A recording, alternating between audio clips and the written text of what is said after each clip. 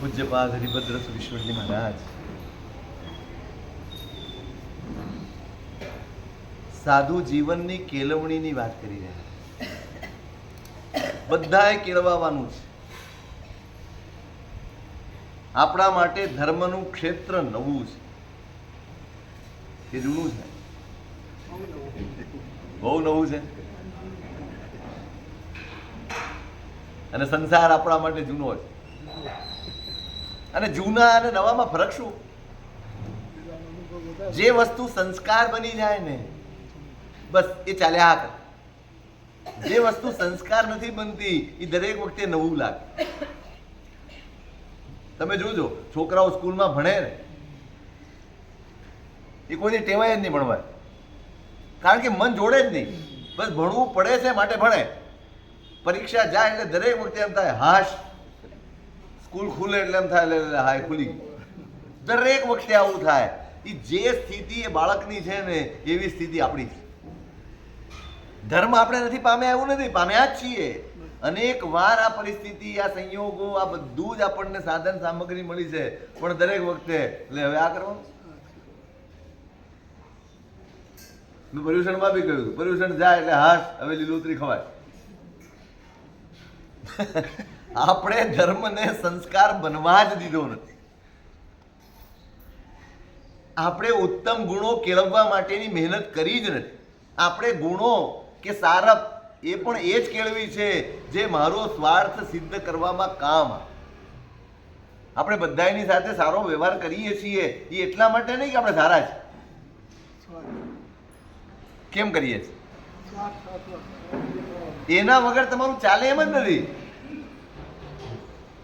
જો તમે તમારા સ્વભાવ પ્રમાણે રહેવા જાઓ તો દુકાન ઉપર કોઈ આવે એમ નથી. એટલે તમારે બદલાવવું જ પડે એવું છે. એટલે આપણે બદલાવા તૈયાર છીએ, પણ ક્યારે? મજબૂરી હોય. બસ જ્યાં મજબૂરી નથી, તમે જુઓ દેરાસરમાં કોઈ મજબૂરી ખરી? નહીં. એટલે આપણે એવા ને એવા. ઉપાશ્રયમાં કોઈ મજબૂરી ખરી? નહીં. સામાયિકમાં કોઈ મજબૂરી ખરી?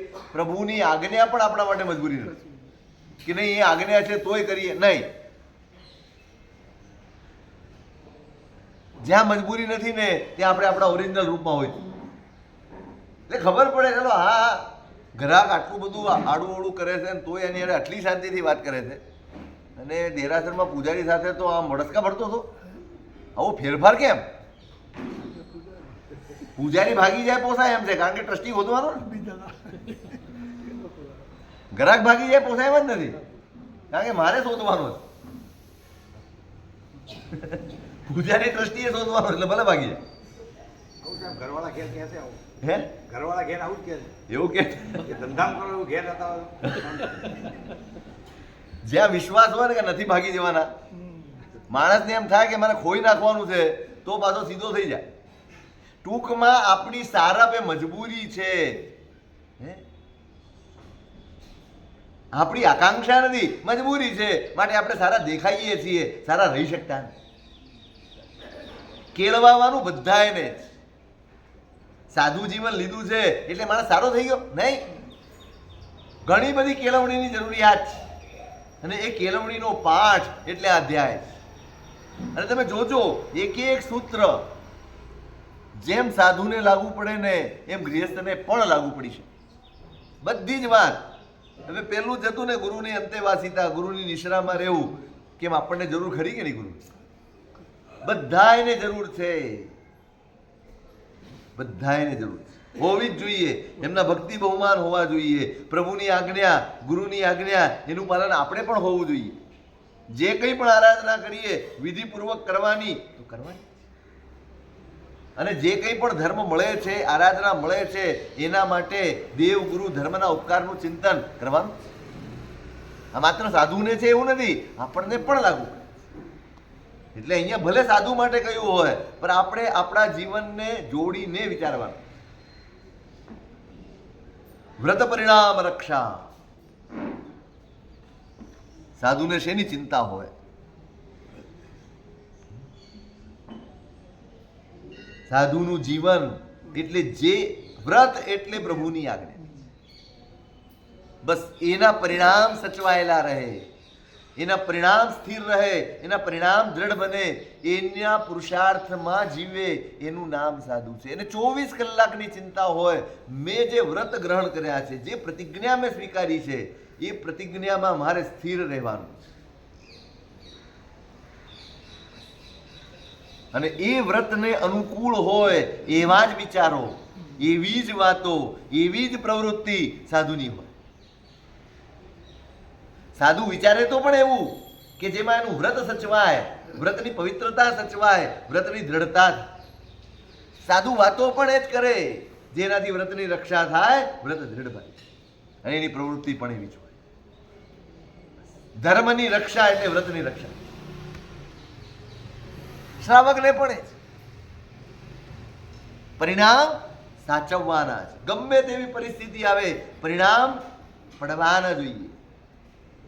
બહુ જ ગરમી છે અને મને એમ થાય કે કોઈ શ્રાવક આવીને પંખો કરી જાય, મારા વ્રતના પરિણામમાં ભાંગવા. બહુ જ તરસ લાગી છે, વિહાર ચાલે છે અને પાણીનું મન થાય, જે મળે પછી પ્રાયશ્ચિત લઈ લેશું, વ્રતનું પરિણામ ગયું. કોઈક અવસરે, કોઈક સંયોગોમાં વ્રત કરતા જુદું આચરણ અપવાદ પદે કરવું પડ્યું હોય ને તો વ્રત રક્ષાય છે, પણ પરિણામ ન જળવાય તો વ્રત રક્ષાતું. પરિણામ બહુ મહત્વનું છે. વ્રતના પરિણામ ન હોય તો વ્રત એક દંભ બની જાય, વ્રત એક દેખાડો બની જાય, એ ભાર બની જાય, બોજ બની જાય. અને જેના માટે વ્રત બોજ બને ને એનું સંયમ જીવન ક્યારેય આનંદમય હોતું જ નથી. બસ એ વેંઢારે, એ બોજ ઉપાડીને ફરતો મજૂર ગણાય, એ સાધુ ન ગણાય. વ્રત તો આનંદ આપનારી ચીજ હોવી જોઈએ. વ્રતનો આનંદ હોય, કેટલા ભોગો ભોગવતા થા, કેટલી ઈચ્છાઓમાં જીવતા થા, કેટલી તૃષ્ણાઓ જાગતી હતી, આસક્તિ જાગતી હતી. આ કેવો ઉપકાર ભગવાનનો! મને મારી વાસ્તવિકતાનો પરિચય, વ્રતનું આરાધન એ આપણી વાસ્તવિકતાનો પરિચય છે કે આપણી ક્ષમતા કેટલી બધી છે. હું કેટલી ઓછી વસ્તુથી ચલાવી શકું છું. તમે કોઈ દિવસ વિચાર્યું છે તમે કેટલી ઓછી વસ્તુથી ચલાવી શકો? વિચાર્યું? કરજો ક્યારેક પ્રયોગ, કરવા જેવા છે, પ્રયોગો કરવા જેવા છે. આપણે પ્રયોગોમાં માનતા જ નથી. આપણે તો જે મન થયું કરવા જોઈએ બસ. ઈચ્છાઓનું ભારણ જેટલું ઓછું, સુખનું પ્રમાણ એટલું વધારે. આપણે એવું માન્યું છે સાધનો જેટલા વધારે એટલું સુખ વધારે.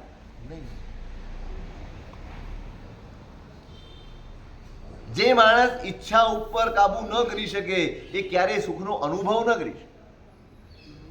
કોઈકને લાગે કે ભાઈ આની પાસે બંગલો છે, ગાડી છે, વાડી છે, બધું જ છે એટલે સુખી છે. ખરેખર સુખી હોય તો દુનિયામાં સુખી લોકો કેટલા કેટલા? સાધન વાળા કેટલા? સાધન વાળા કેટલા અને સુખી કેટલા? સાધન ખૂબ લોકો પાસે છે, સુખ તો શોધવા જવું પડે, શોધવા જવું. રાજા માંદો પડ્યો, એવો માંદો પડ્યો કોઈ ઈલાજ જ ન મળે, કોઈ ઈલાજ ન મળે. કોઈ અનુભવી વૈદ્ય આવ્યો હશે. હંમેશા છે ને નાળ પારખે ને માણસ. નાળ પારખું કોને કહેવાય? જે શરીર પરખી જાય ને તમને ઓળખી જાય, એનું નામ નાળ પારખું.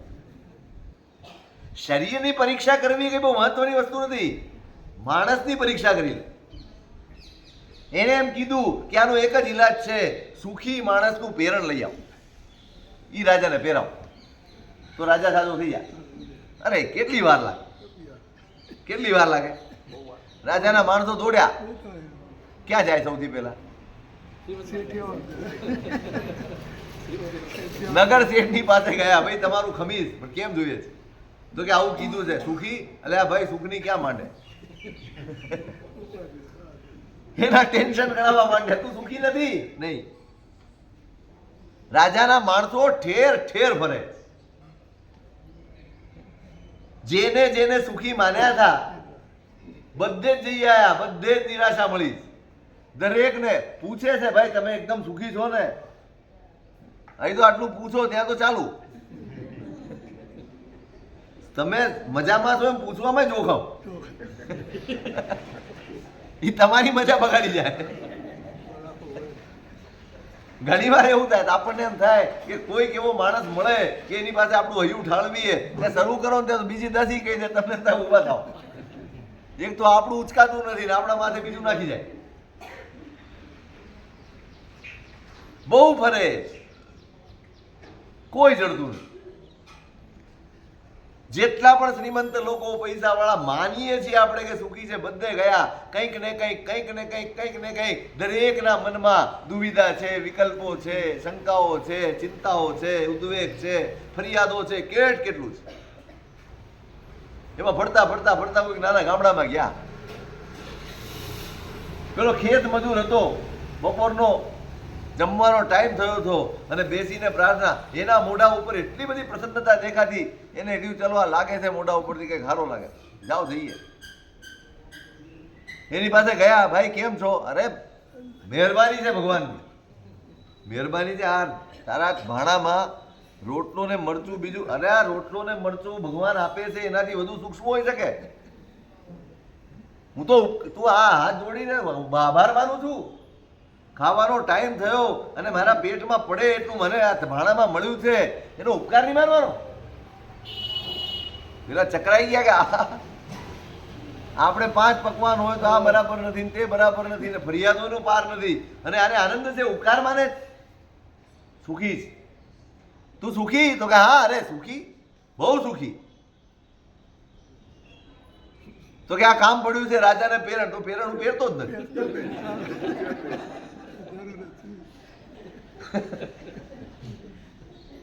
પેરણની જરૂર શું છે? જરૂર પડશે ત્યારે જોયું છે, અત્યારે છે જ નહીં આપણી વાત.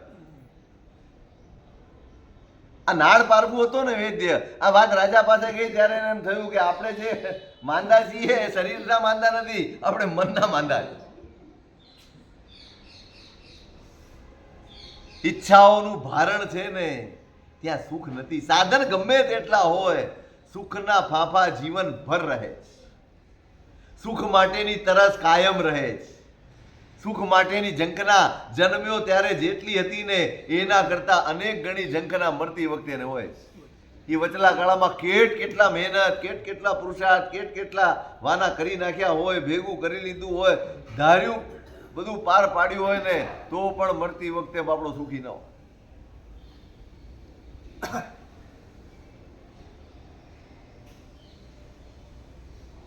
સતત ઉદ્વેગમાં જીવવાનું નહીં.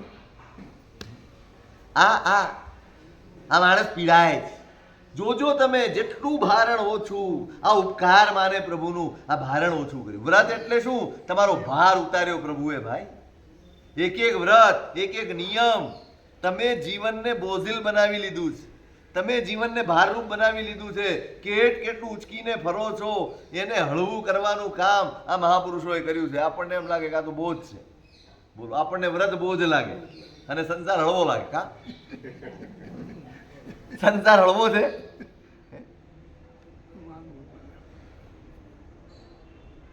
આપણે જે બોજ લઈને ફરીએ છીએ ને, બળદનું દેખાય છે ને મારું દેખાતું નથી. બળદગાળામાં જોતર્યું છે ને તો દેખાય છે કે આ બળદ ભાર લઈને જાય છે, મારું દેખાતું નથી. બાકી મારી પાછળ બળદ કરતા વધુ ભાર છે. ઉપકાર માનતો હોય દરેક, વ્રત જે આપ્યા છે એનો અહેસાન, એનો ઉપકાર એની બુદ્ધિમાં જીવે, એના પરિણામની રક્ષા કરતો. કદાચ કોઈ સંયોગો આવે અને કોઈક અપવાદ પદે કંઈક સેવન કરવું પડ્યું હોય ને તો પણ પરિણામ, મહત્વના પરિણામ બરાબર સમજો. પ્રવૃત્તિ કદાચ અપવાદ પદે જુદી કરવી પડી છે, પણ પરિણામ શું હોય? માંદા છીએ, કોઈક એવી ગંભીર બીમારી છે, કોઈક એવી પરિસ્થિતિ છે, મારે પંખોય વાપરવો પડે, પણ અહીંયામાં શું હોય? હાશ, કેવી ઠંડક લાગે. એને ટાઢક ન થાય, એને સંતાપ કે મારે આ શરીર માટે થઈને. મેં તમને ધર્મગોસ્તુરી મહારાજનો દાખલો આપ્યો હતો, કદાચ યાદ હોય તો તમે, હું કહીશ એટલે યાદ આવશે. પેલો સર્પદંશ થયો, યાદ આવ્યો? ઈલાજ નથી કરાવતા ગુરુ ભગવાન. હવે આ દેહ છે, આજે નહીં તો કાલે પડવાનું જ. હવે શું ઈલાજ કરવાનો? પત્યું હવે સમાધિ સાધવાની, હવે આરાધના કરવાની, હવે જે સમય બચ્યો છે એમાં આપણું કલ્યાણ સાધવાનું. સંઘ વિનંતી કરે, સાહેબ આપ તો આધાર છો અમારા, આપ જતા રહો કેમ ચાલે? બહુ જ આગ્રહ કર્યો સંઘે. સારું ભાઈ, સવારે નગરના દરવાજે એક કઠિયારણ આવશે, એના માથા ઉપર લાકડીનો ભારો હશે, વેલડી બાંધેલી હશે, એ વેલડી લઈ લે. રાવકો તો ખુશ થઈ ગયા, આખો ભારો લઈ લીધો. એ 5 રૂપિયા કીધો તો 50 રૂપિયા. મારા ગુરુનો ઈલાજ થવાનો છે ભાઈ. ગુરુ ભક્તિ એવી, ગુરુ અને પ્રભુ બે સામે આવે ને પછી ભાવતાલ કરે તો સમજવાનું કે આને દેરાસરમાં કે ઉપાશ્રમ આવું જ નથી. ભાવતાલ છે ના, લઈ લીધું, ઉપાય બતાવી દીધો, એ વનસ્પતિને લસોટીને એનો રસ લગાડશો તો થઈ જશે. લઈ આવ્યા, લગાડીએ દીધું. આપણા મનમાં કાંઈ નથી હોતું, આપણને કશું આવડતું નથી, પણ આચાર્ય ભગવંતના હૈયામાં કારમી વેદના થઈ ગયું. લગાડી, ઔષધિનો ઉપયોગ કર્યો, ઝેર ઉતરી ગયું, પણ હૈયામાં પારાવાર વેદના છે. એક શરીરના સુખ માટે થઈને વનસ્પતિના જીવની વિરાધના કરવી પડી. બસ હવે જેટલું જીવન બાકી છે, આખું જીવન 6 વીઘઈનો ત્યાગ. પરિણામની રક્ષા આજ. વ્રતના પરિણામની રક્ષા શું છે? આજ.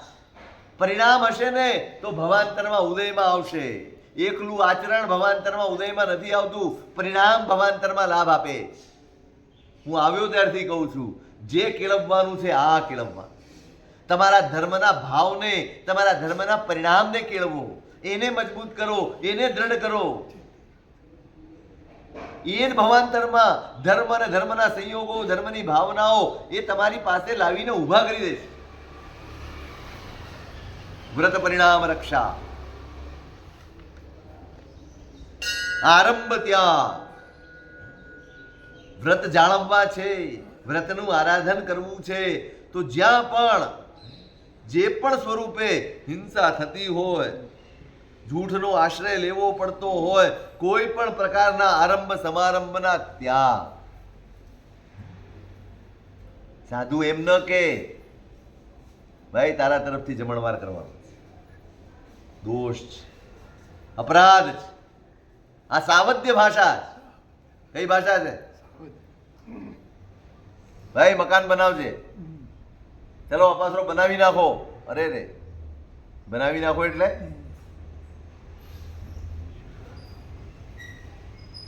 અપરાધની ભાષા, સાવધ્ય ભાષા છે. કારણ હિંસા થવાની, 6 કાયની વિરાધના વગર બનવાનું છે.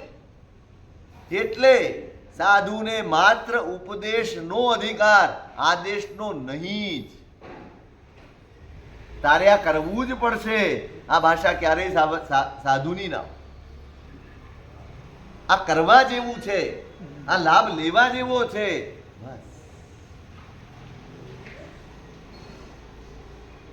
આ વિવેક, આ ઉપયોગ છે. શેનો ઉપયોગ છે? હું વ્રત લઈને ફરું છું ભાઈ. હું પરમાત્માની આજ્ઞાને માથે ચડાવીને નીકળ્યો છું. એ આજ્ઞાની વિરાધના થાય એવો વિચાર, એવો શબ્દ કે એવી પ્રવૃત્તિ એ મને ના શો, એ મને ના શો. આરંભનો ત્યાગ એટલે હું રસોઈ ન કરતો હોઉં એટલે આરંભનો ત્યાગ નહીં. હું ઊભો રહીને જઈને કહું, હે આજે આ બનાવી નાખજો. હવે આ ટેવ પડી ગઈ છે આપણે ત્યાં. સાહેબ કોને યાર શું બનાવવાનું છે? અમે પણ એ જ વાપરશું. એટલે તારામાંથી અમારે વાપરવાનું છે, અમારામાંથી તારે નહીં. સાધુ શેનામાંથી લે? નિર્દોષ કોને કહેવાય? તમારા માટે બન્યું હોય એમાંથી અમે લઈએ તો નિર્દોષ કહેવાય. અમારા માટે બન્યું હોય તમે લો તો તમને નિર્દોષ કહેવાય ને.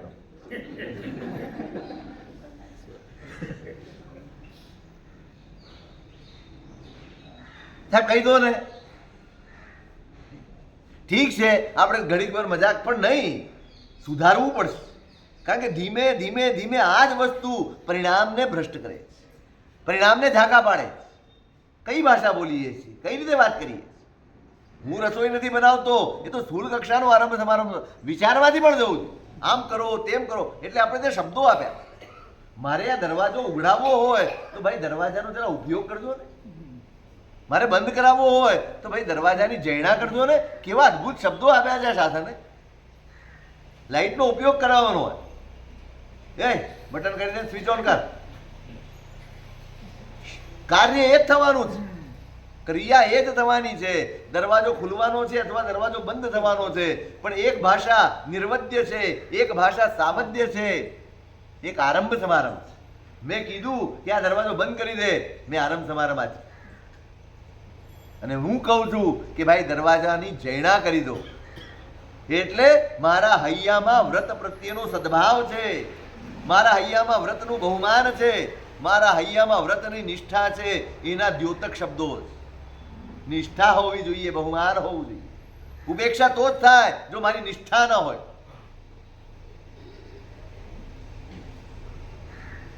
દરેક જગ્યાએ સાહેબ ઘરે આવજો, સાધુ શું કહે છે? વર્તમાન સાહેબ, વર્તમાન જોગ ના હાલે હો, તમારે હા પાડવી જ પડશે. એ પાકું કરતો હોય, આપણે બનાવીએ ન આવે તો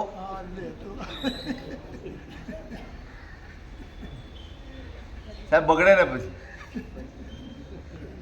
હવે તો મોંઘવારી વધી ગઈ ને, એટલે લોકો વિચારે સાધુ વર્તમાન જોગ સિવાયનો શબ્દ ન બોલી છે. આરંભ સમારંભ છે ભાઈ, દોષ છે. ધારો કે મેં તમને હા પાડી અને કોઈ સંયોગ આવ્યા અને હું ન આવી શક્યો, શું થાય? તમને કારણ ખબર નથી. આ મહારાજોએ કેવા હા પાડી કોઈ ન આવે, પછી ત્યાં સુધી પહોંચી જાય કોઈ ઘરેથી કઈક આમંત્રણ આવી ગયું હશે. જો બધી જ સંભાવનાઓ હોય, બધી પ્રકારના જીવો હોય. ઘણા લોકો એવું વિચારતા હોય મોટા માણસો આવે તો બોલે, નહીં તો ન બોલે. બધા માટે એવું ન વિચાર, બધા એવા ના હોય, ના જ હોય. સાવ ના જ હોય એવું એ નથી, હોય કોઈ હોય, પણ એના માટે ટકેસર ભાજી ટકેસર ખાજા તો ન જ કરાય. બધા સરખી હોય એવું તો ના હોય. પણ સાધુ વર્તમાન જોગે જ વ્યવહાર કરે, કારણ કે બંધાઈ ગયો. સાધુ બંધાઈને ન જ ચાલી શકે, ક્યાંય બંધાઈને. તમે જોજો, તમે ચોમાસાની વિનંતી, આ તો હવે બધા વ્યવહારો બદલાઈ ગયા, હા અમે તમારે ત્યાં આવશું નહીં. ક્ષેત્ર સ્પર્શના એ તમારે ત્યાં ચોમાસું અવાશે. કયો શબ્દ વાપરે? ક્ષેત્ર સ્પર્શના. ક્ષેત્ર સ્પર્શના બહુ બલવાનો હોય. તમે નીકળ્યા હો અહીંયા આવવા માટે અને તમે બીજે નીકળી જાઓ, નીકળી જવું પડે. ક્ષેત્ર સ્પર્શના. અને કોઈક વાર નોય અવાય. એટલા માટે વિવેક, એટલા માટે ઉપયોગ, દોષ ન લાગવો. અને તમારે તો વિનંતી કરવાની. શ્રાવકનું ઘર તો સમયે તૈયાર જ હોય. આવવાના હોય ને હું તૈયાર કરું, બંને પક્ષે દોષ છે, બંને પક્ષે દોષ છે. એનો અર્થ તો એટલો જ થયો, તમે પણ ત્યારે મોરાવો જ્યારે આવવાના હોય, નો આવવાના હોય તમને ભાવ જ ન હોય ને પછી. બાકી શ્રાવક ભાણે બેસે એટલે પહેલો વિચાર, પહેલો શબ્દ એના મોઢામાંથી આજે કોઈ ગુરુ ભગવંત આવ્યું હતું, પછી જ કોળીઓ મોઢામાં મૂકે. કોઈ ગુરુ ભગવંતનો લાભ મળ્યો તો કે આજે નથી આવ્યા. કેમ નથી આવ્યા? કદાચ એમ કે ને કે આજે કોઈ ઉપાસનામાં છે જ નહીં ગુરુ ભગવાન, તો પણ દરવાજે, ઘરના દરવાજે જઈ અને 2 મિનિટ ઊભો રહે, આજુબાજુ નજર કરે, કોઈક નીકળતું તો નથી ને. પેલા નૈસારને જંગલમાં સૂજ્યું, જ્યાં સંભાવના જ ન હોય. તમારી બાજુમાં બેઠો કોઈ એમ કે હું જોઈ આવ, અને બેસ ને આ જંગલમાં કોણ આવવાનું? આવડી કેવી ટેવ થાય? મોડું થાય. જો આવું વિચાર્યું હોત ને તો આપણને મહાવીર ન મળ્યા. આટલી જ ટેવ, આટલા જ સંસ્કાર જંગલમાં. અરે ક્યાંય હોઈ શકે ભાઈ. તમારું ભાગ્ય, કયું ભાઈ? તમારું ભાગ્ય ગમે ત્યાંથી લાવી દે. ઝાડ ઉપર ચડીને જોઈ લીધું, ક્યાંય ના દેખાયા. દેખાયા, ઉતર્યો ક્યાં? કિમ ભટકો અહીંયા? પેલો પૂછે છે, મુનિ કહે સાર્થ બીજો. ભાઈ સાર્થમાંથી ભૂલા પડ્યા છે, હાલો રસ્તે ભેગા નહીં. સમય જોયો, સમય થઈ ગયો છે સાહેબ. હવે એ તો કઈ જે નતો નહીં, જે એની ભાષા હશે, પેલા જમી લો, પેલા આ કરી લો, પછી તમને હું રસ્તે ચડાવી દઉં.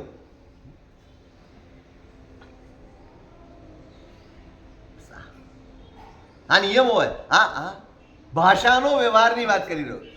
સાદું વર્તમાન. હવે આ જંગલમાં ભટકી ગયા કે નહીં, ગમે ત્યારે ગમે તે થઈ શકે, ગમે તેવા સંયોગો આવી જાય, કંઈક પ્રસંગ ઊભો થયો, હું ન આવી શક્યો, તમારા મનમાં દુર્ભાવ જાગી જાય, તમને મારા મનમાં એમ થઈ જાય કે આપણું બગડ્યું, પરિણામ બગડી જાય.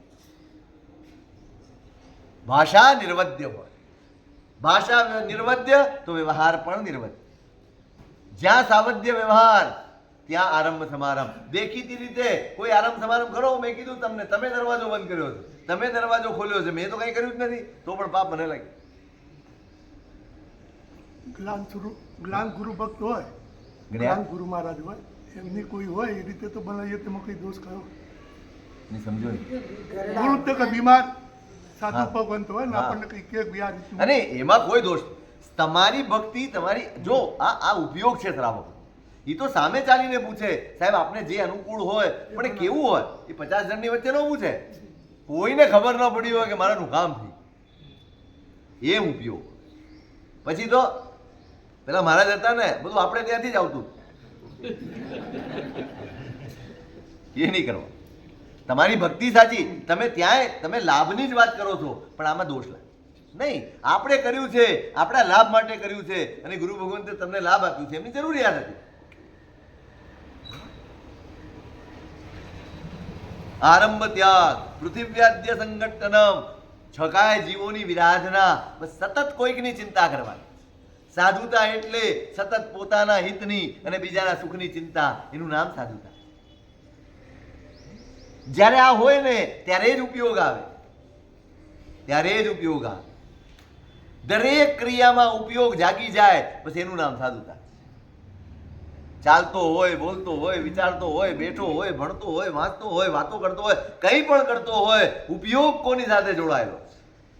સાધુપણા સાથે ઉપયોગ જોડાયેલો હોય તો એની વાતો પણ આરાધના બને, અને સાધુપણા સાથે ઉપયોગ ન જોડાયેલો હોય ને તો પ્રતિક્રમણ કરતો હોય તો વિરાધના થાય.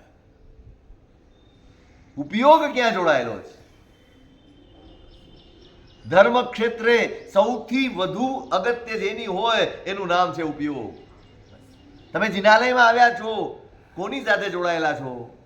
બસ આ દરવાજે આ ઉભા રહી નક્કી કરી લેજો, પછી પ્રવેશ કરજો. 2 ક્ષણ ઉભા રહેવાની ટેવ પાડો. ભાઈ હવે મારે કોના થઈ રહેવું, મારે કોની સાથે જોડાવું છે, મારું મન ક્યાં જોડવાનું છે? હું ટ્રસ્ટી છું, હું શ્રાવક છું, કંઈ પણ છું, અહીંયા શું છું, અહીંયા કોણ છું?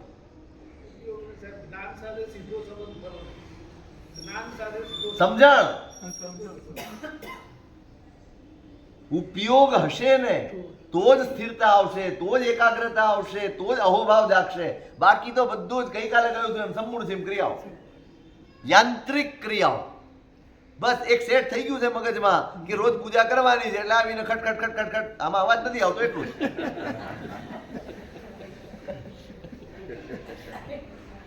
બાકી ટાઈપરાઇટર અને આપણી પૂજા એમાં કઈ લાંબો ફેર નથી.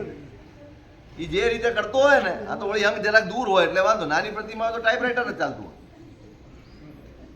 કેટલી સ્ફૂર્તિ હોય, ભગવાન બી મૂંઝાઈ જાય ક્યાં કરતો હોય.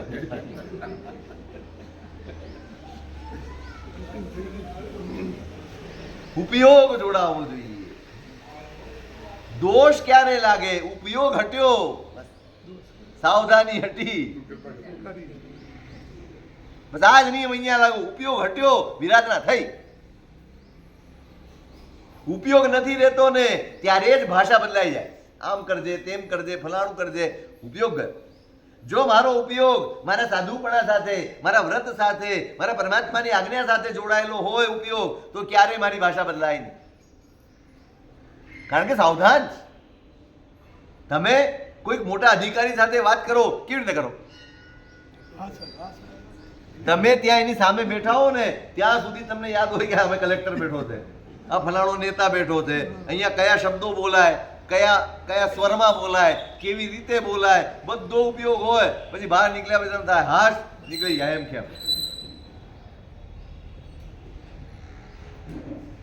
આવું સાવધાન કરે. ઉપયોગ બહુ અદ્ભુત શબ્દ આપ્યો છે આ શાસન. ઉપયોગ આટલું સમજાઈ જાય ને, આટલું જ, અને આટલી જ ટેવ પડી જાય ને તો એક ખમાસનું પણ તમારા કર્મોના ભૂકા બોલાવીશ. ઉપયોગ હોય એક નૌકાર પણ તમારું કલ્યાણ સાધી આપી શકે, ઉપયોગ હોય.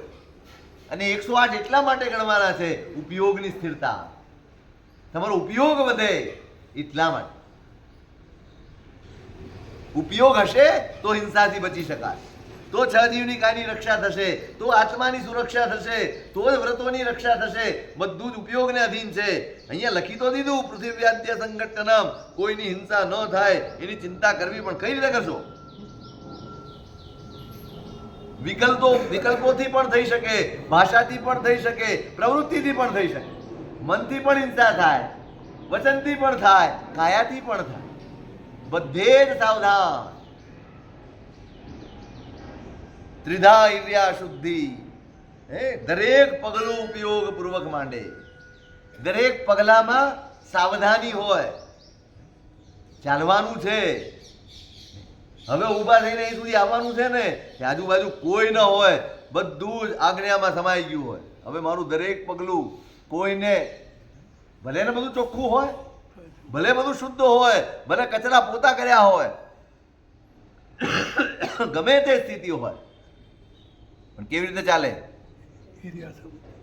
યુગ પ્રમાણ દ્રષ્ટિ, 3.5 હાથની દ્રષ્ટિ રાખી અને ચાલવા.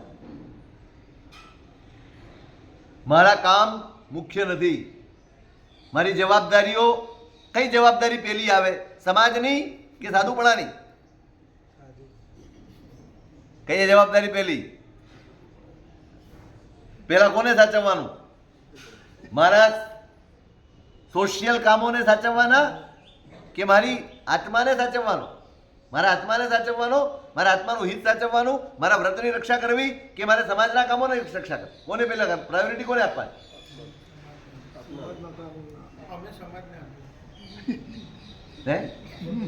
નહીં, ઓકે, તમે પણ તમે સામાયિકમાં આવો ત્યારે કોને આપો?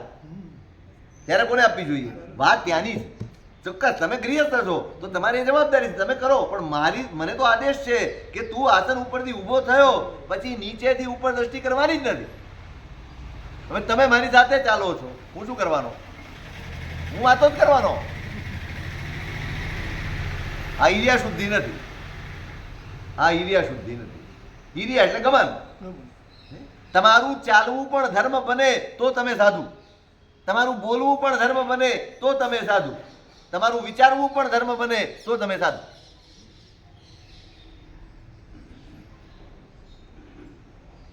ધર્મ રમી જવો જોઈએ, રમી જવો. ધર્મ, ફરી વાર કહું છું, ધર્મ શબ્દ છે ને એની ઘણી ગેરસમજ છે આપણે. ધર્મ એટલે સ્વભાવ. શું ધર્મ એટલે? આ શાસ્ત્રીય વ્યાખ્યા છે, મારી નહીં. વસ્તુ સહાવો ધમ્મો, આ વ્યાખ્યા આપી છે પ્રભુના શાસન. વસ્તુનો સ્વભાવ એનું નામ ધર્મ. પાણીનો પોતાનો સ્વભાવ છે, તમે એને ગમે તેટલું ગરમ કરો, ગમે તેટલી ડિગ્રીએ ગરમ કરો, થોડી વાર થાય પછી શું થાય? થઈ જ જાય. એ સ્વભાવ છે એનો. કાંટાનો સ્વભાવ વાગવાનો જ છે, પથ્થરનો સ્વભાવ કઠોર જ છે. આ સ્વભાવ, મારો સ્વભાવ છે. બસ એ સ્વભાવને મેળવવા માટેનો પુરુષાર્થ, એ ક્રિયાને એટલે ધર્મનું નામ આપ્યું છે. જે મને સ્વભાવ સુધી પહોંચાડે એવી દરેક ક્રિયા ધર્મ એટલા માટે કહેવાય. સમજાય છે? શું છે ધર્મ? સ્વભાવ.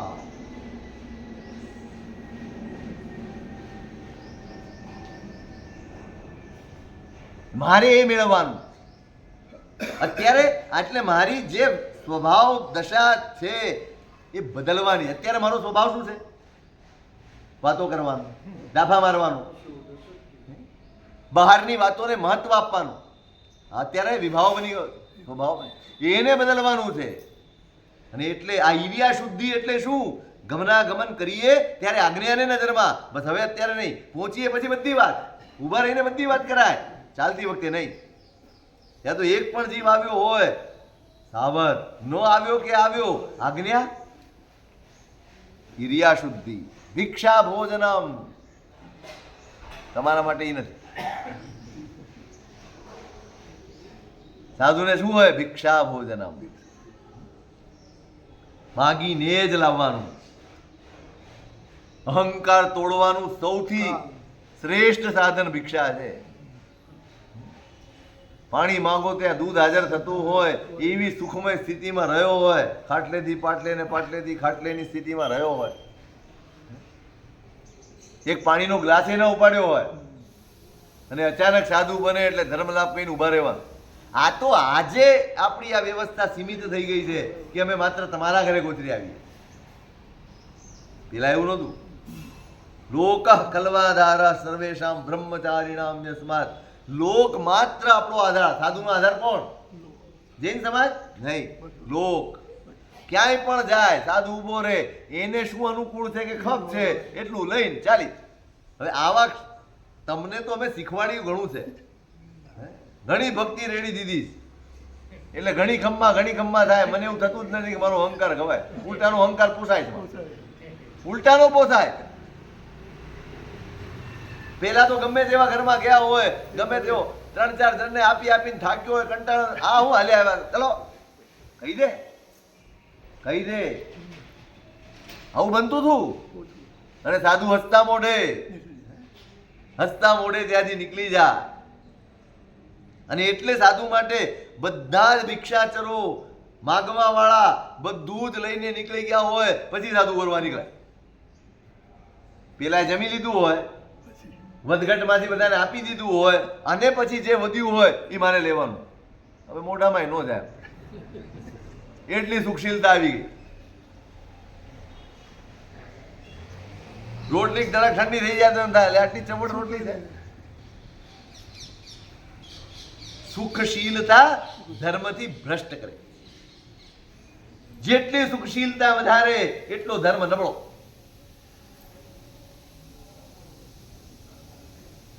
ભિક્ષા ભોજનમ લઈને મળે ભલે ગમે તેટલું, મળે ભલે ગમે તેવું, પણ શું લેવાનું? ત્યાં પણ એ જ નજરમાં રાખવાનું છે સ્વાદ ન પોષાઈ જાય, રસનેન્દ્રિયનો ની આસક્તિ ન પોષાઈ જાય, ભોજન મહત્વનું ન થઈ જાય, સ્વાદ મુખ્ય ન થઈ જાય, સ્વાસ્થ્ય મુખ્ય રહે, જીવન નિર્વાહ મુખ્ય રહે, આરાધનાનો પુરુષાર્થ મુખ્ય રહે. એ રીતે આહાર કરવા. આહાર એટલા માટે કરવાનો, કારણ આપ્યા છે. સાધુ 6 કારણે ગોત્રી બોલવા જાય, એમને ન જાય.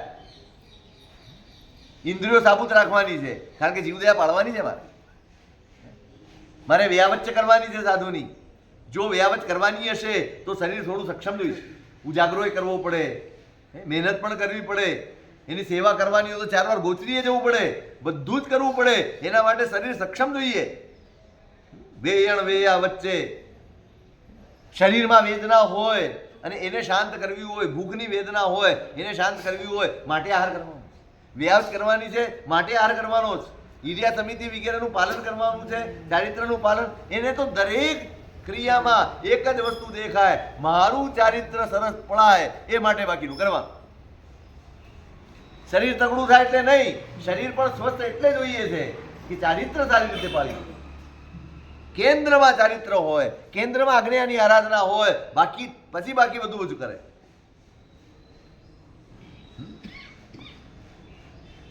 આ કારણો હોય તો જ ગોચરી જવાય, નહીં અપરાધ, નહીં દોષ લાગે. ભૂખ ન હોય ને તો હવે 12 વાગે ચાલો, ખબર હોય સવારે બમણું ખવાઈ ગયું. કારણ કે અત્યારે તો હવે રસોડા હોય ને, મસ્ત સવારમાં બધું જ હોય. આવશ્યક કરતા ઘણું વધારે હોય. ખબર હોય ડબલ છે, ના છતાંય થોડું વાપરો ને.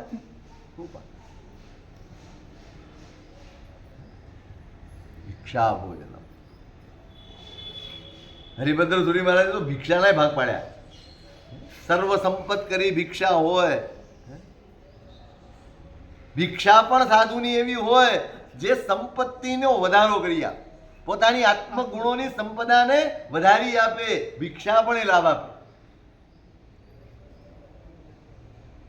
આહાર કરીને પણ કર્મ ખપાવે. આહાર પણ એની આરાધના હોય. ખાલી ઉપવાસ નહીં, સાધુને તો નિત્ય ઉપવાસી કહ્યો. નિત્ય ઉપવાસી ખાવા છતાં કેમ? ખાવા માટે નથી ખાતો. અને જે ખાય એ બધું જ જેટલું આ તમે કહો ને કેલરી બાળવાની, આ સ્વાધ્યાયથી આરાધનાથી એ બધો સાંજ સુધીમાં તો જે આહાર હોય, આહાર પડ્યો હોય ને પેટમાં તો વિકારો આવે, આહાર પડ્યો હોય તો વિચારો આવે, આહાર પડ્યો હોય તો વિકલ્પો આવે. આ એમને એમ નથી કીધું 2 ઘડી પહેલા છોડી દેવાનું. પાણીએ છોડવાનું, આહાર પણ છોડવાનો. અહીં તો 2 મિનિટ પહેલા એને છૂટ.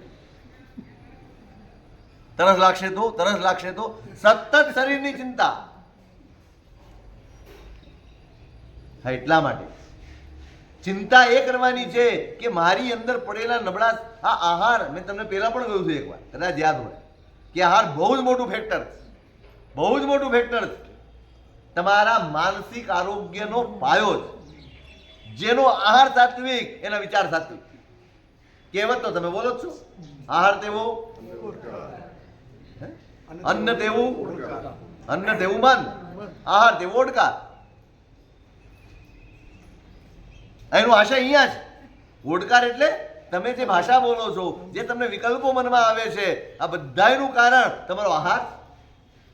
આહારનું સત્વ ગયું, આહારની સાત્વિકતા ગઈ, તામસિકતા વધી છે. શું વધ્યું છે? સ્પાઇસી ભાવે. શું ભાવે?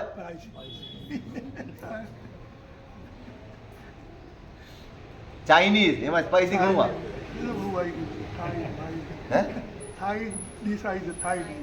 કેવી કે શું થાઈ? થાઈ, થાઈલેન્ડ.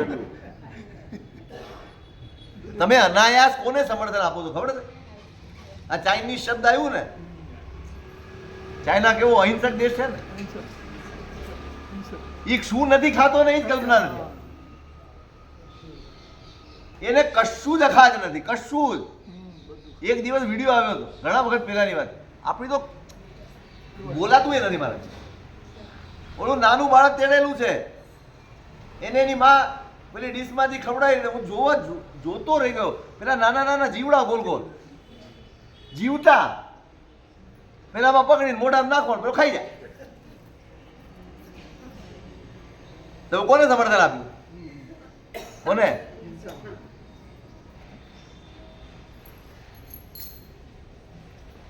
વિવેક કરવાનો. આ તામસિક પ્રકૃતિઓ, અને વાતે વાતે હિંસા થઈ જાય છે, વાતે વાતે ગુસ્સો થઈ જાય છે, વાતે વાતે બહુ જ નાની નાની વાતે મારામારી થઈ જાય. એક ક્ષણમાં તો ચક્કુ બોલાવી દે, તલવાર ફેરવી નાખે, ઉપરથી ફેંકી દે, કંઈ પણ કરી નાખે. કોના કારણે છે આ બધું? આહારનો અસંયમ એને આપણા સ્વભાવ ઉપર કેટલી મોટી અસર પહોંચાડી છે, કલ્પના બહાર. આટલું વિકારી વાતાવરણ, આટલી વિકૃતિ કેમ છે સમાજમાં? આના કારણે બેફામ આહાર ચર્યા ચાલે છે. બેફામ, જે ભાવે, જે મનમાં આવે એ ખાવાનું. અને પછી તમે માનો કે મારા અહીંયામાં સંયમ રહે? સવાલ જ નથી, કોઈ સવાલ ઉઠતો નથી. અને કરવા જાઓ તો હિંસા જાગે. હિંસા જાગે. આ કઈ સહેલું નથી. પૂછો ડોક્ટર સાહેબને, એમને આવા કેવાય મનોદર્દીઓ કેટલા આવતા હશે? સાચું કહો. જો તમે તમારા ઇમોશન્સને રોકી નાખો તો બીજા રોગો ઊભા થઈ જાય. માણસ માંદો, મેં કહ્યું હતું, કર્મોના લીધે નથી, પોતાની મૂર્ખતાના લીધે, મૂઢતાના લીધે માણસ દુઃખી છે. આપણને એમ લાગે ભગવાન તો દરેક વાતે ના પડે, જ્ઞાનીઓ તો દરેક વાતે નિયમ, આ નહીં ખાવાનું, તે નહીં ખાવાનું, ફલાણું નહીં ખાવાનું, ઢીકું. એટલે આ ભાઈ કાંઈ નહીં, ચાલ ધર્મનું ભણવાનું છોડ, વિજ્ઞાન ભણી લે ખાલી, આહાર વિજ્ઞાન ભણી લો ખાલી, તોય ખબર પડી જશે કે તમે જે ભોજન કરો છો, જે રીતે ભોજન કરો છો, એ તમે તમારી જાત ઉપર અપરાધ કરો છો, તમારી જાતનો અપરાધ કરો છો, તમારી જાત ઉપર અત્યાચાર છે આ બધું. આવા 30 ને 35 વર્ષની ઉંમરે એક ઝાટકે એટેક આવીને ઉપડી જાય છે, થાય છે ને સાહેબ? 60 વર્ષનો માણસ કેટલા એટેક ઝીલી શકે? અરે 10 એટેક ખાયેલા છે લોકો. આ 35-40 વર્ષ તો એકમાં તો પતી જ જાય. રોજ જીમમાં જતો હોય, ઊંચક નીચક કરતો હોય, બધું કરતો હોય, એ જ વધારે. એનાથી બધું ઉપડે, પોતાનો વાર નથી પડતો. કેમ કોલેજ થઈ જાવ છો એક ક્ષણમાં? અંદર સત્વ જ નથી બચ્યું, સાવ સત્વહીન થઈ ગયા. ચલો ધર્મના લીધે તમને એમ લાગે આ તો બધું બંધન છે, આ તો ખાવા માટે જ તો બનાવ્યું છે, તો ખાઓ ને, ખાઓ.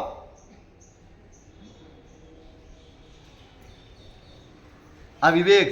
સાધુ માટે તો આ ભિક્ષા મળે, ભલે ને બધું મળે, પણ સાધુ તો વિવેક.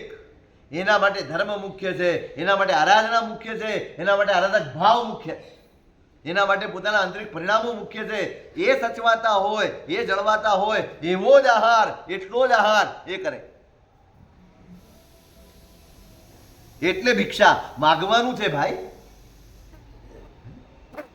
માગવાનું હોય તો શું માગી લો? સાચું કહો, તમે તમારા ઘરે હો તો તમે ગમે તે ઓર્ડર આપી શકો, કારણ કે તમારું કોકના ઘરે જઈને ભાઈ હું તારે આ રોટલી નથી ખાતો, પરાઠા લઈ આવો, કહીશો? નહીં કહી શકો. તમે ગમે તેવી નિકટતા હશે ને, ગમે તેવી મિત્રતા હશે, તમારા મોઢામાંથી નહીં નીકળે.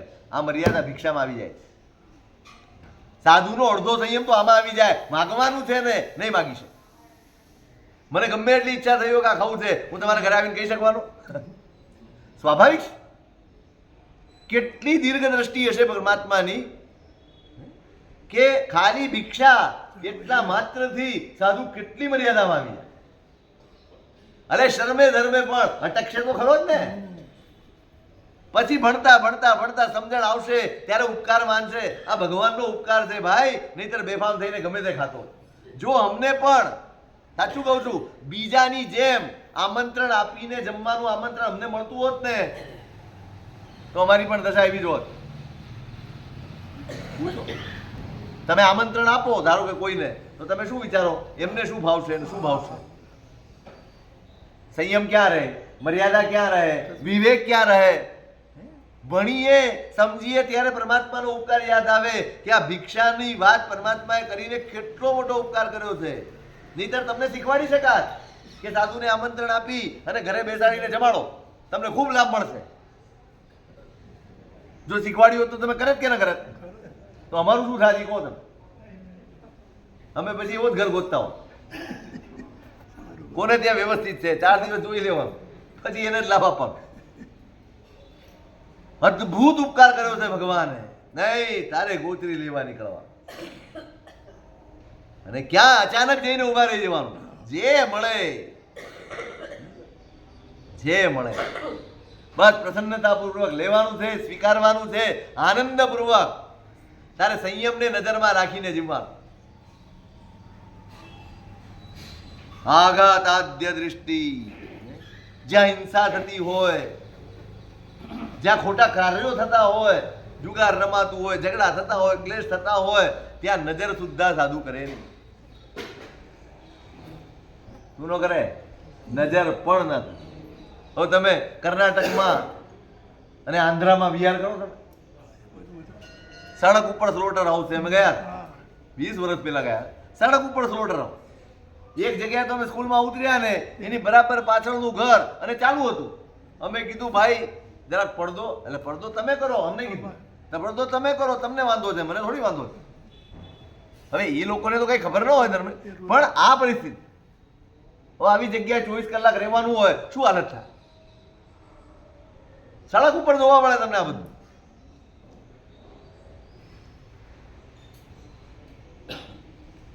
ક્યાંય પણ આવું હિંસા વગેરેના કૃત્યો થતા હોય, ક્લેશ કંકા થતા હોય, ઝઘડા થતા હોય, નજર પણ નથી રાખતી. હવે આજે તો અમારા અપાસરા ડિપાર્ટમેન્ટો ઘરની વચ્ચે થઈ ગયા. કેટલું નુકસાન! આવા બધા શબ્દો, આવી બધી વાતો, આવા બધા ઝઘડાઓ, આવા બધા ક્લેશ કંકાસો, આ બધા અવાજો અમારા કાનમાં આવતા જ. અમે પણ નિમિત્તવાસી છીએ, અમે પણ નબળા છીએ. આ બધી વસ્તુ અસર કરે. અહીં તો સતત સાવધ રહેવાનું. એક એક પળે પળે મારે મારી સાધુતાની સુરક્ષા કરવાની, પરિણામની રક્ષા કરવાની. તત્કથા શ્રવણમ, એવી કોઈ હિંસાની વાત હવે મારાથી છાપું વંચાય કહેજો. નો જ વંચાય, ચોખ્ખી વાત. ના જોઈએ. કોઈ આવીને વાત કરે, કરાય જ. વાત જ એવી ચીજ, વાતચીત પણ એ જ હોય કે જેનાથી તમારી શુભ દશા વધે, શુભ પરિણામ વધે. તમારા પરિણામમાં હિંસા આવે, અરે એટલે તો સાવધ કરે છે. આપણે મનોરંજન માટે થઈને સિરિયલો જોઈએ, પિક્ચર જોઈએ, ગમે તે તમે જુઓ, એમાં જે હિંસાના કે જે કંઈ પણ દ્રશ્યો દેખાડવામાં આવે એ બધા જ તમારા સંસ્કારોને ઉત્તેજિત કરનાર. માટે એને અનર્થ દંડ કહ્યો.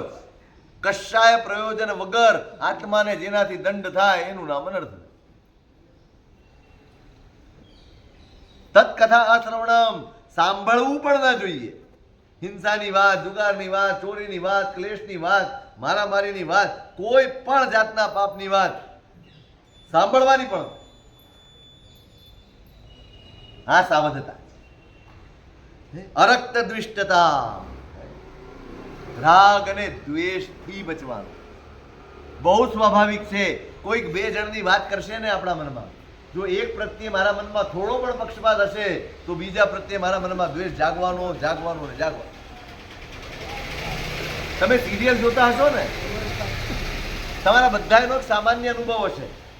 જોજો તમે સિરિયલમાં જોતા હશો ને તમે. હવે એ સિરિયલમાં જેટલા પણ પાત્રો કામ કરે છે એમાં એકેને તમે ઓળખો છો? એકેની સાથે કોઈ સંબંધ ખરો? અને છતાં તમને એક ઉપર રાગ નહીં કરો, દ્વેષ થાય કે ન થાય? પેલો પેલાને મારતો હોય કે પેલો પેલાને કઈ ખોટું કહેતો હોય તો તમને ગુસ્સો આવે કે ના આવે? શું થયું? જેની સાથે કાંઈ લેવા દેવા નથી, ક્યારેય ભવિષ્યમાં મળવાના પણ નથી તમે, અને છતાં તમે તમારા પછી ઊભા થાય ને, આ કેવા છે આમ, એટલે આ ભાઈ નાટક છે પણ નહીં, તમને સાચું લાગ્યું. સાચું થઈ એમાંથી ખરેખર તો એ શીખવાનું હતું કે મારે ઘરમાં આવું નથી કરવા. એની બદલે પેલો કેમ કરે છે એની ચર્ચામાં પડી જાય. મારે શીખવાનું છે કયું એક બાજુ, તો પેલો કેમ આમ કરે છે એની ચર્ચામાં પડી જાય. એટલે સાવધ રહેવાનું. તત્કથા શ્રવણમ, અરે અરક્ત દ્વિષ્ટતા, રાગ અને દ્વેષ વધે,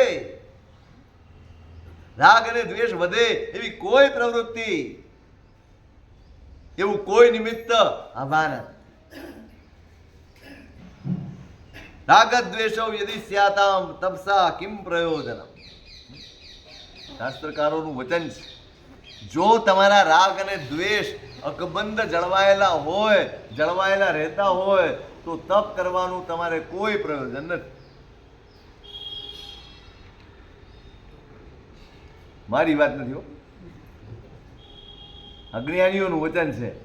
બધું જ ધર્મ માત્ર જો તમારા રાગ દ્વેષ અને એની પકડ તમારી ઢીલી ન પડતી હોય, તમે છોડવા માંગતા ન હો, તો તમારો ધર્મ વ્યર્થ છે, તમારો ધર્મ પુરુષાર્થ નકામો છે. બધું જ કેન્દ્રિત ત્યાં છે. ભગવાનની આજ્ઞા પણ એ છે, જ જ રાગત દોષાલોમ વિલિજંતી, જે કરવાથી રાગ અને દ્વેષ ઘટે એ પ્રયત્ન કરો, આટલી જ ભગવાનની આજ્ઞા. અને આપણે એ જ કરીએ છીએ જેનાથી વધે, વધ્યા જ છે. આપણા બધું ભૂલી જવાય. કયા વેશમાં છીએ, કયા દેશમાં છીએ, કઈ સ્થિતિમાં છીએ, ક્યાં બેઠા છીએ, કઈ શું વાત ચાલે છે, કઈ નહીં. દેરાસર બાંધવાની વાત ચાલતી હોય એમાં ઝઘડો, પ્રતિમાની પ્રતિષ્ઠાની વાત ચાલતી હોય એમાં ઝઘડો. આપણે ઝઘડો ક્યાં ન થાય એ પ્રશ્ન. રાગ અને દ્વેષ જ વધતા હો.